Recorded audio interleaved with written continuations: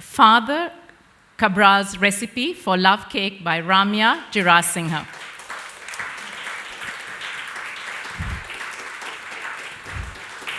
Through the evocative, moving story of Isabella Katharina Silvaria and her passion for love cake and her home, Ramya Jirasinghe's ambitious, tightly structured, and perceptive novel traces intriguing layers of Lankan history, especially the role of African traders.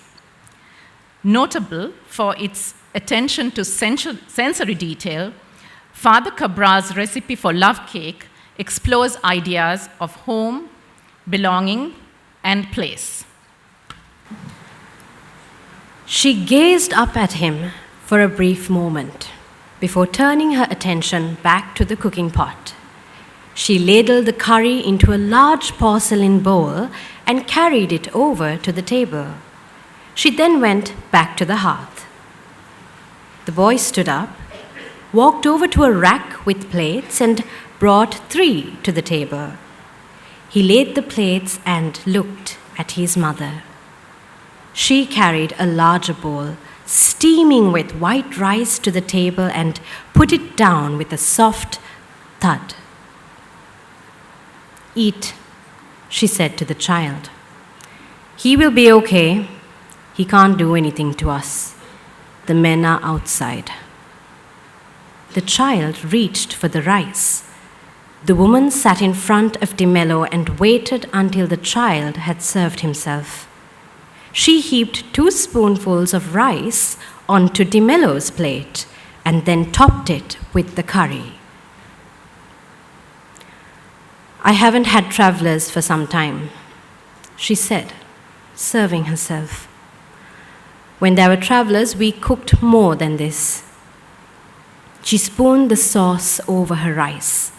The remaining sauce and the curry she ladled onto the child's plate.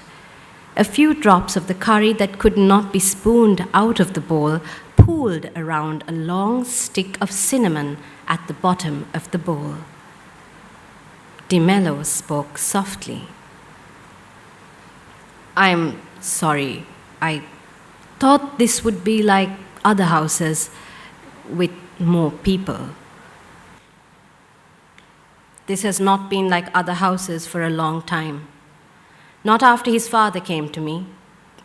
Not after the company killed him and other African traders."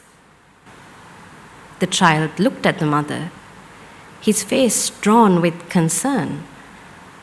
She saw his look and straightened herself.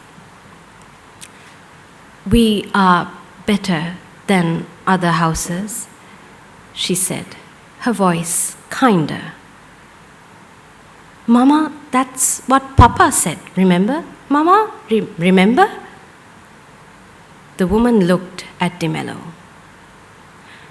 And he knew then that with this woman, he would be able to spend the rest of his days without having to harbor a lie or a secret from the world about himself.